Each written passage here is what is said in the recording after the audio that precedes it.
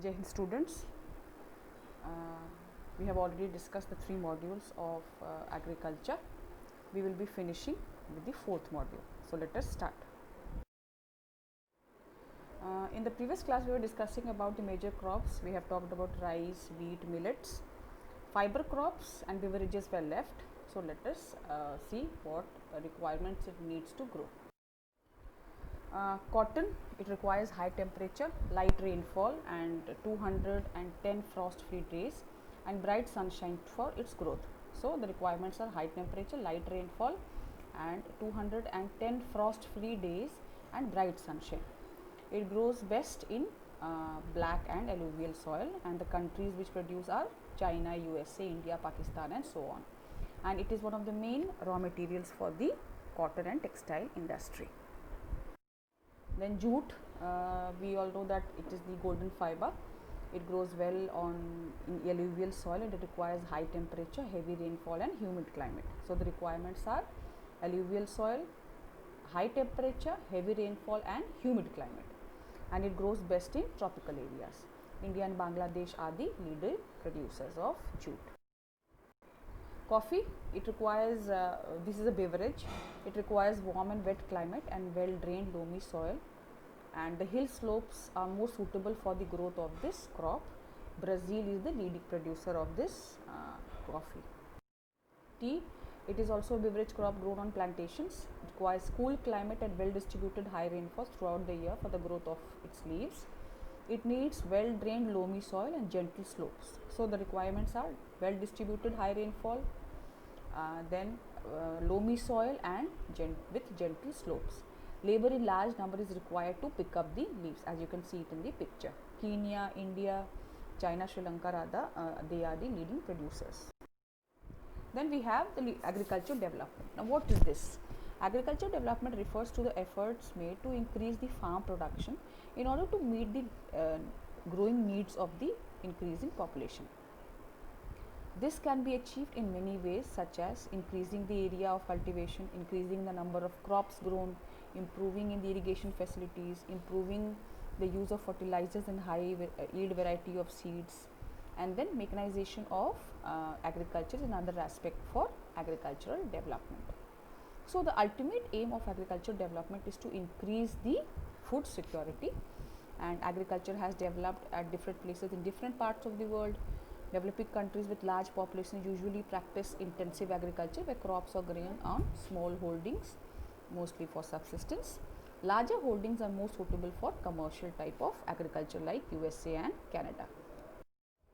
Then what is mechanization on agriculture? The impact of mechanization on agriculture is that earlier farmer used simple tools. Gradually things developed and on-dry plows were introduced, but now what is happening in the modern times, the techniques have changed. Developed countries, they have better farm operations, they used all the modern means of irrigation facilities are done, and it has also reduced the number of people who are engaged in the agricultural work. As many people now work in the industries and the services, the number has become less of those people who worked in the agricultural sector. And so how will the development of agriculture happen? It can happen with new techniques. With the growth of the population of the world, the demand for food is no doubt increasing, and humans have learned to have improved ways of growing crops. Industrial revolution also boosted agricultural development. In the 18th and the 19th century, improved farming methods, advances in the livestock breeding and invention of farm brought remarkable change in the development of agriculture. Then with high yielding variety of seeds and application of fertilizers and pesticides, agricultural production also increased.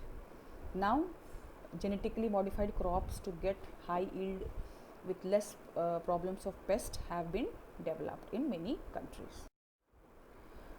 And so there will be a case study of 2 places, one is in India and the other is USA. There is a small village, Adilabad, in Ghazipur district of UP, and Munna Lal is a small farmer in this village who has a farmland of 1.5 hectares.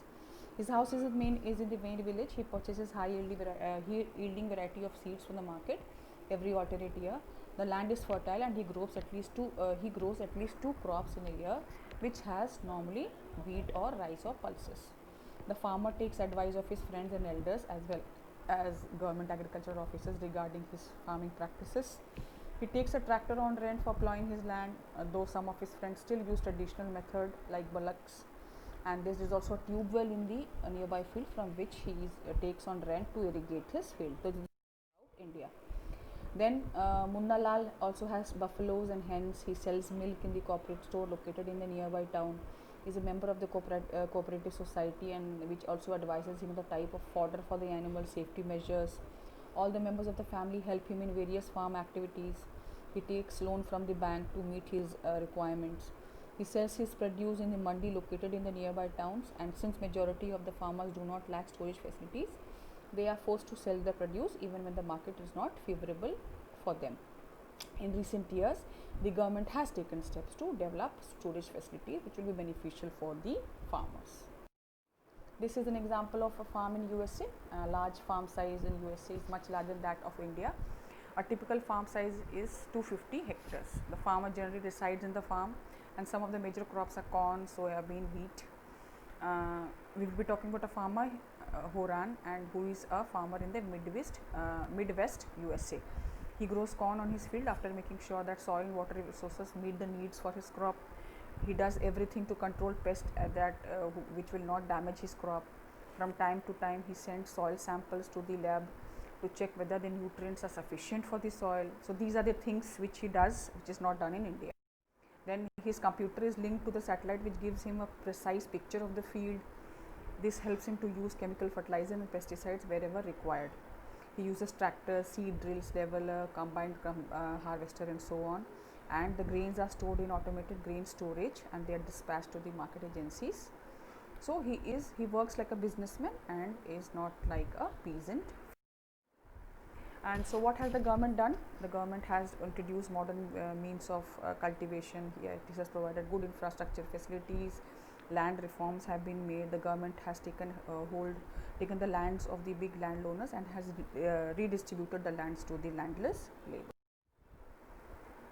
Most of the farmers in India have less land, so they have got farms now. Tractors, threshers, and harvesters have come into use. Fertilizers, pesticides, and electricity has become more available to the farmers at a good price. This has increased the production